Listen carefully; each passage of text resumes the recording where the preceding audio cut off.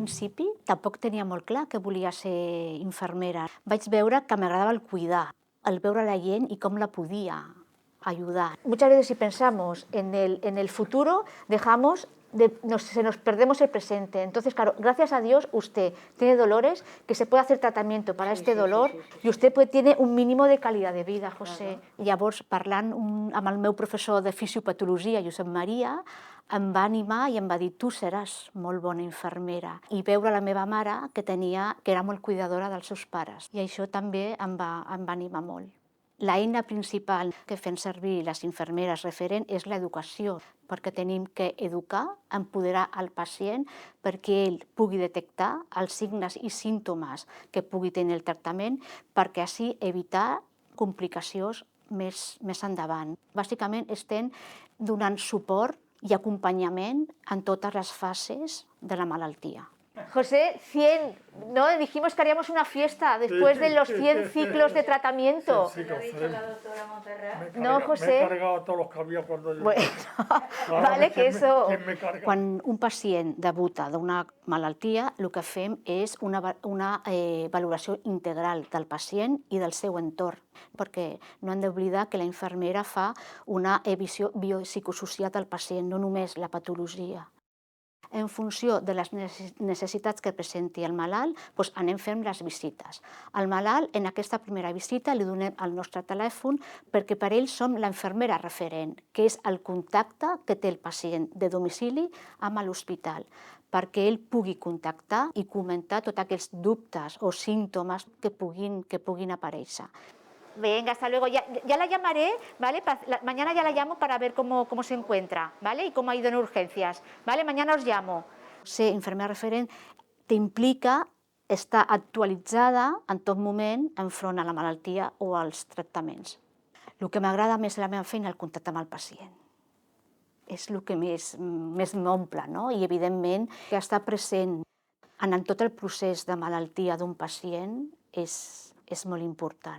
El poder tenir aquesta empatia, el poder acompanyar-los i el poder donar-los suport, no? I donar respostes a la seva necessitat, per mi és molt important. El poder treballar amb un equip multidisciplinar, on som equip, tothom té la seva tasca, entre tots fent la presa de decisions. Estem als facultatius, però també estem implicats tots aquests professionals que formen part del procés de malaltia d'un pacient. És un equip que tots anem al mateix objectiu, a cobrir les necessitats que pugui presentar el pacient. I, evidentment, la relació i el contacte que tenim entre nosaltres. Què necessitaríem en el nostre col·lectiu? Penso que valoració, fer un reconeixement i valoració. El paradigma de la infermeria té nous rols d'infermeria i noves competències que moltes vegades no hi ha un coneixement d'aquestes competències infermeres. Jo penso que s'ha de valorar i reconèixer aquests nous rols. A casa, mimos i a tope, perquè estem a la recta final. Esta es la sala, sí, Dolores. Aquí ustedes pueden esperar más tranquilos y aquí puede usted también descansar. Asumir, ¿no?, que la infermera assumeixi lideratge per poder gestionar no només en el seu àmbit assistencial, sinó en les polítiques sanitàries, per poder també estar en la presa de decisions que dintre de la infermeria puguin tenir aquesta visibilitat. Jo sempre dic que el dia que no m'emocione, això vol dir que no, a nivell d'infermeria, jo penso que ens hem d'emocionar amb els pacients i jo crec que aquesta necessitat d'apropament, no?, d'empatia i de recolzament al pacient, per a mi penso que és molt important. Sempre he sigut infermera d'oncologia, perquè representa estar al costat del pacient, acompanyant-lo en tot el procés de la seva malaltia.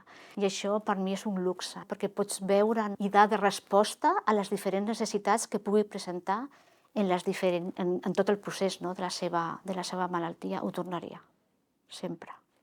L'infermera, l'ICON, és el referent del pacient. Des de les meves companyes d'hospitalització, d'hospital de dia, d'extraccions, penso que totes aporten aquesta visibilitat, el seu apropament, acompanyament que tenen el pacient i família. Penso que és la persona a vegades més propera que té el pacient i la família.